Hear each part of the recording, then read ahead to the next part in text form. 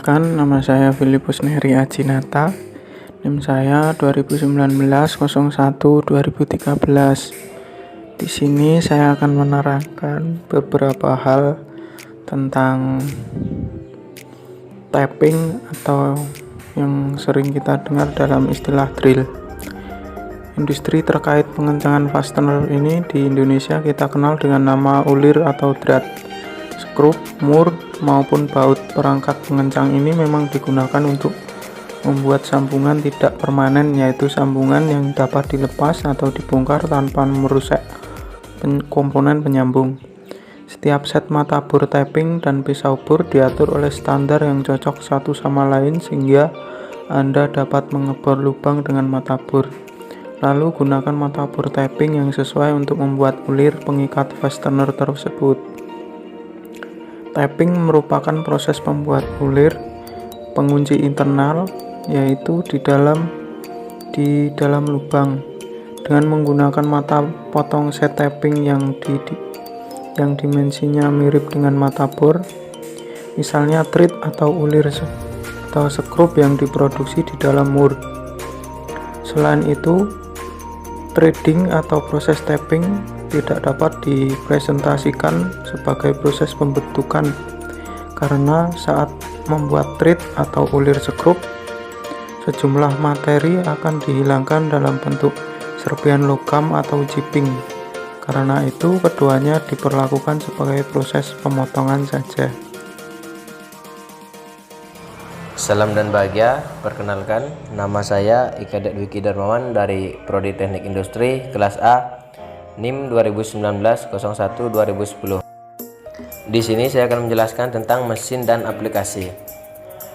Tergantung dari ukuran diameter lubang yang akan diberi ulir internal untuk keperluan fastener. Tapping bisa dilakukan dengan berbagai cara dan berbeda pula istilah maupun alat cutting tool yang dibutuhkan. Yang pertama, hand tapping. Tapping untuk diameter kecil bisa dilakukan dengan hand tap atau obeng yang memiliki mata tapping maupun dengan dijepit bor listrik maupun mesin tapping dan mesin milling. Istilah hand tap secara tradisional telah diterapkan pada tapping ukuran fraksional yang memiliki panjang tujuan umum standar. Sebagai besar produsen tidak membatasi deskripsi sehingga ukuran fraksional diasumsikan sebagai seruling lurus. Ini merupakan tapping yang berserulingnya disediakan sebagai ruang untuk menampung serpihan logam atau chipping yang dibuat.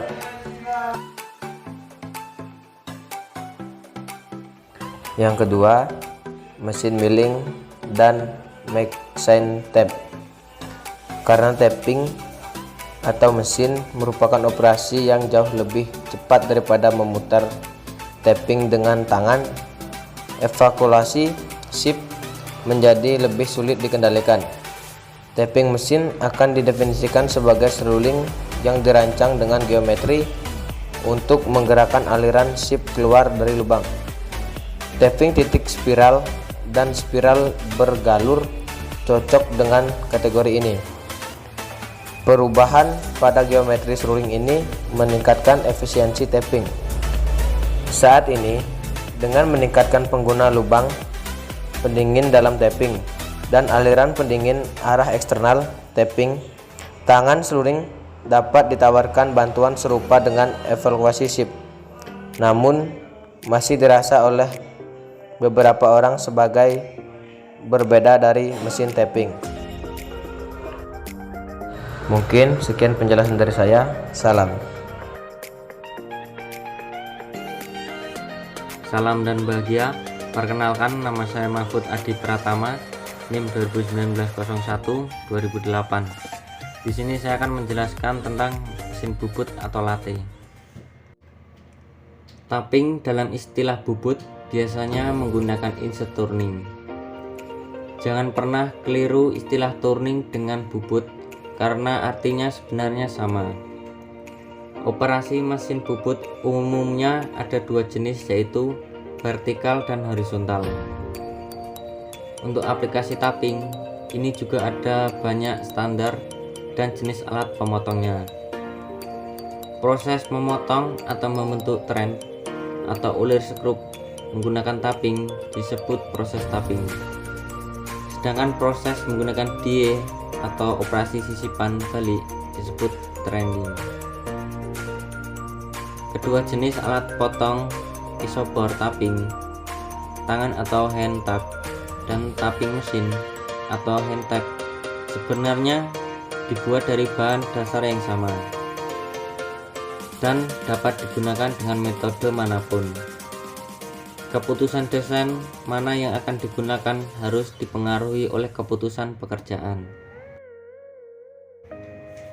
Dari video ini dapat disimpulkan saat memilih pengikat fastener untuk aplikasi industri, penting untuk mempertimbangkan berbagai faktor, jenis material, aplikasi kegunaan, standar ulir yang digunakan, apakah Jepang JIS atau Jerman DIN atau standar Inggris UKAS atau ISO, trending, beban kekencangan yang diterapkan pada pengikat, kekuatan pengikat, dan jumlah pengencang yang dibutuhkan untuk semua harus diperhitungkan. Mungkin sekian yang bisa saya sampaikan. Salam dan bahagia.